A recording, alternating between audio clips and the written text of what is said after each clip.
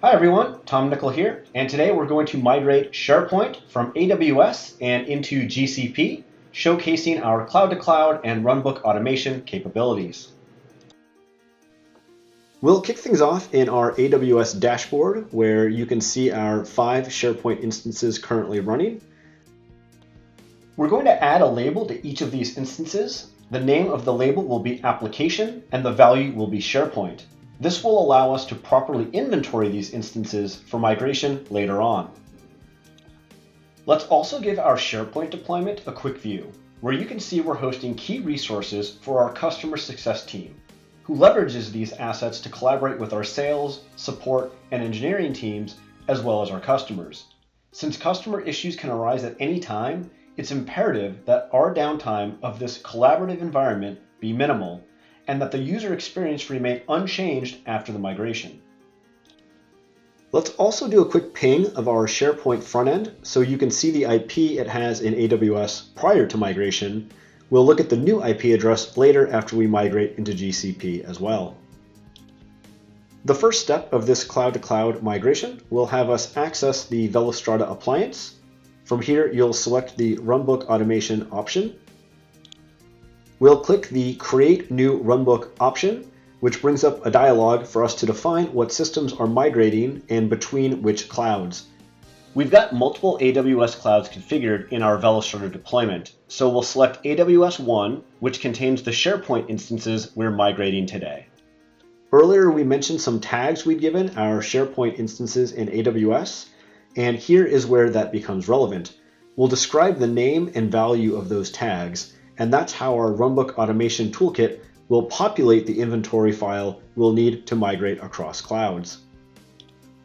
For target cloud, we'll pick GCP, and we'll check the box to automatically populate our inventory file with GCP defaults. Once our runbook automation generates that inventory file, we'll open it up so that we can do a few additional edits. The first thing we'll do is define the run group order, which defines which VMs migrate in what groups and in what order. This is crucial to any multi-tier migration. You can assign all the VMs the same run group number, in which case they'll all migrate in parallel, or you can have some groups go before others, depending on the application dependencies, by assigning run group values in ascending order. In this case, we're going to migrate our SharePoint's SQL Server first, then the 3 application VMs, followed by the final VM with the IIS server. You can see this illustrated by our run group numbers here. In addition to the run group, we'll also configure the target edge node in GCP that we're migrating to, as well as the target instance type for each VM in GCP. There are a number of other values you can edit, some of which we've pre-populated here for the sake of time.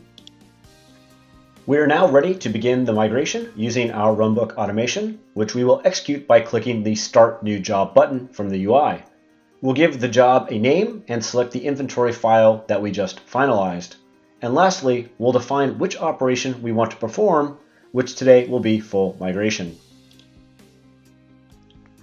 Our migration via runbook automation has begun, and we can click here to display the log file via our web browser, which gives us updates on our progress. We can watch the status as these VMs are shut down gracefully in AWS and migrated into GCP via the order we've defined.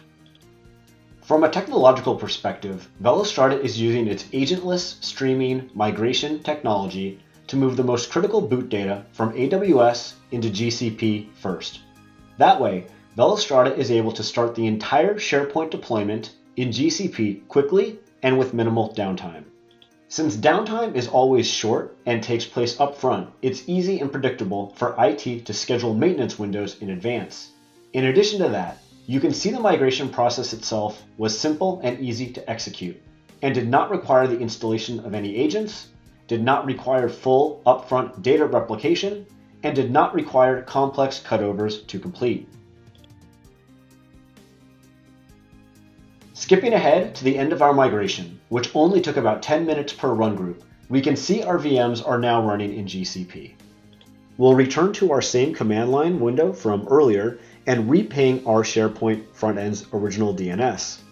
We can see now that the IP address has changed because it's now live in GCP and not AWS, but the DNS remains the same, making the migration completely transparent to end users. Let's also log back into our SharePoint deployment to see how it's running in GCP. You'll notice once again, we're navigating to the exact same DNS as before. We don't even have to log back in. The user experience remains 100% unchanged, which is a crucial requirement across the board, whether it's IT, application owners, line of business owners, or end users themselves. And of course, we can see our customer success resources are all still here, ensuring our teams can continue their collaboration in real time 24/7. That concludes our demo of how you can migrate a stateful multi-tier application from AWS directly into GCP. We did this in a way that had minimal downtime, no complexity, and no impact on user experience. That's all for this video, and we'll see you on the next one. Happy migrating!